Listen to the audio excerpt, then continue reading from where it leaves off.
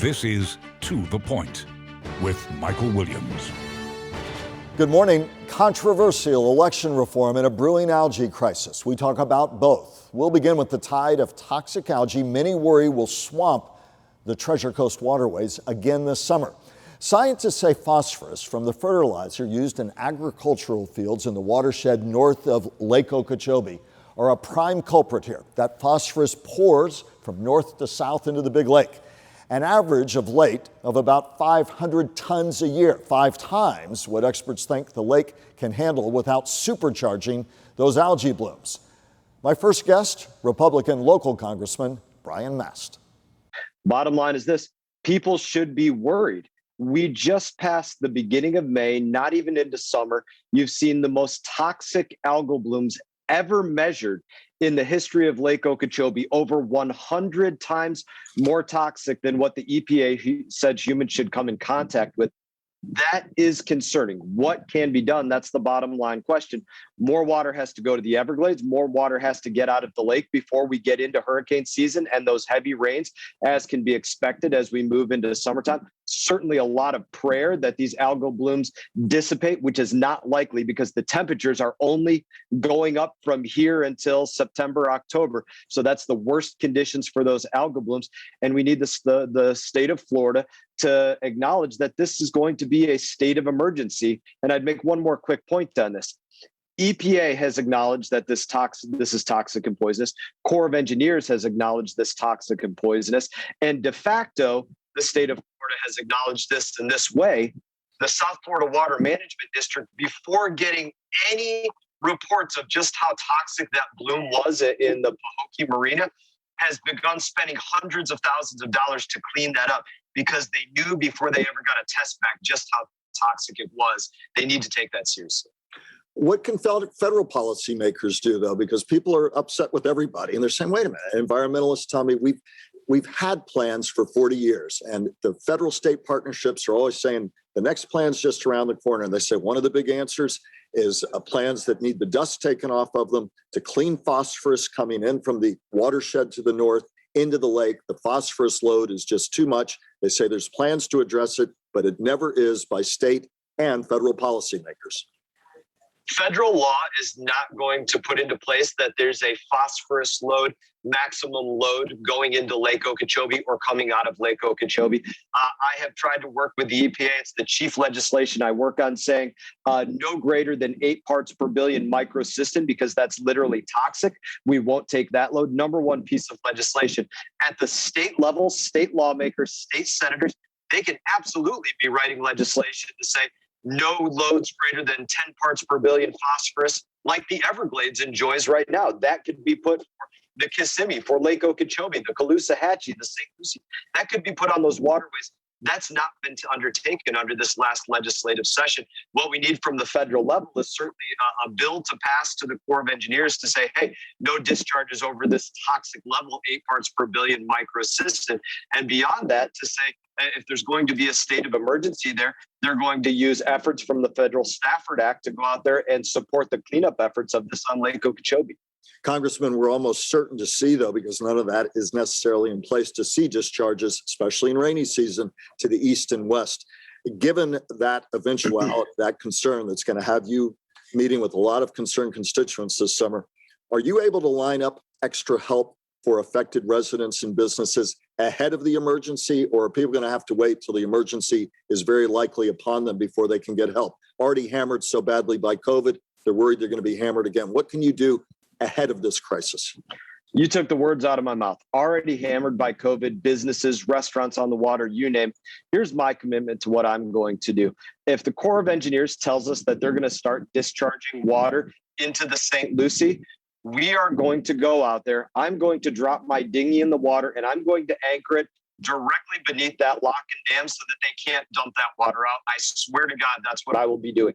Everything physically possible to stop them from poisoning our community. And people in other communities should consider doing that as well. If they're not going to do it by regulation or by law, then you have to take matters physically into your own hands and say, you've acknowledged this is poisonous, it's toxic, and you're not allowed to poison me. And that's the bottom line. And that's the point that I will take this to.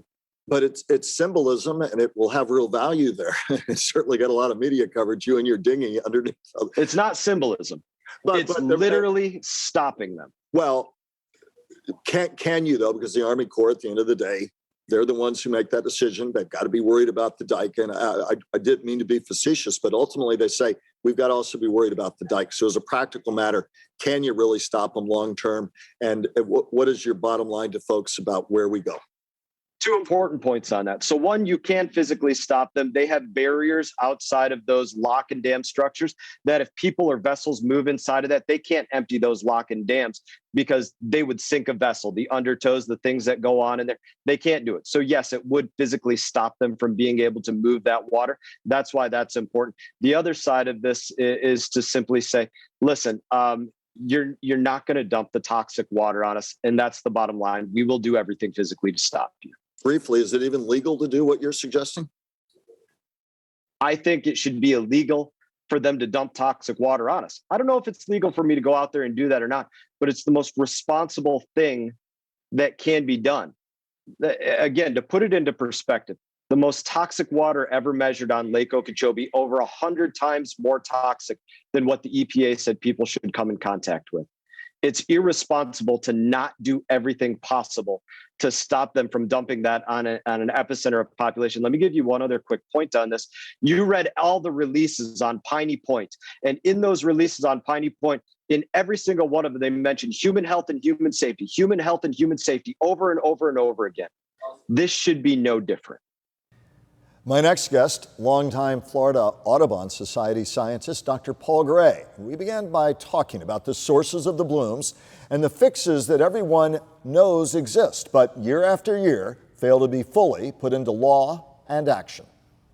Yes, unfortunately, the lake has these recurring algae blooms, and it's because of 50 to 100 years of human activity upstream of the lake. Basically, we have agriculture up there, and we've been fertilizing and creating nutrient pollution. We've dumped a lot of sewage sludge from the lower East Coast. A lot of the counties down there would haul their solid waste from their treatment plants up to the Okeechobee watershed and dump it. And anyway, this combination of agriculture and cities and people, we just put so much phosphorus in the watershed that it gets into the lake. And when it gets into the lake, it feeds the algae blooms. We're fertilizing the algae. It comes from north to south into the lake. Give us an example in layman's terms, how much phosphorus is coming into the lake versus what it could healthily absorb? Yeah, so we think if we only had 100 tons of phosphorus come in a year in dissolved in the water, that the lake would be fine. We've been averaging about 500 tons. And when Irma came in, we got 1,000 tons that year because Irma put a whole bunch of water in the lake, a whole bunch of nutrients. Well, last fall was a very wet fall. It rained and rained and rained, and we got a whole bunch of nutrients. And so we think when we have a very, very wet year, the following summer, we get these blooms. And unfortunately, that's starting to happen this year. And because the Army Corps of Engineers is always worried about lake levels and the safety of the dike, if the lake gets too high, they discharge. We don't have a reservoir south of the lake yet, so it goes east and west. Are we almost certain to be looking at a major, major bloom situation on the East Coast this summer? It appears so. I mean, it's already started blooming. And the problem is the lake got so deep last year, we weren't able to get it down.